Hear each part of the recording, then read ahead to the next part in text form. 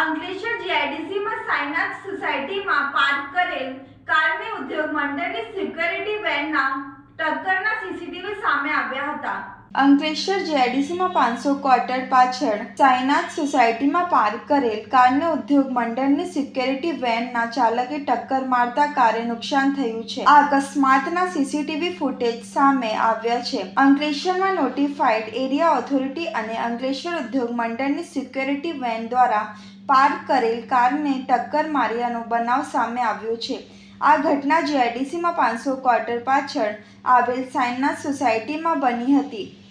અકસ્માતની સમગ્ર ઘટના નજીકમાં લાગેલા સીસીટીવી કેમેરામાં કેદ થઈ હતી। સામે આવેલા ફૂટેજમાં વેન કારને ટક્કર માર્યા બાદ પણ વેન ચાલક વાહન રોક્યા વિના ત્યાંથી નીકળી જતો જોવા મળે છે। આ અકસ્માતમાં કારને નુકસાન થયું હોવાનું જાણવા મળ્યું છે। પ્રાથમિક માહિતી અનુસાર ઘટના રાત્રિના સમયે પેટ્રોલિંગ દરમિયાન બની હતી।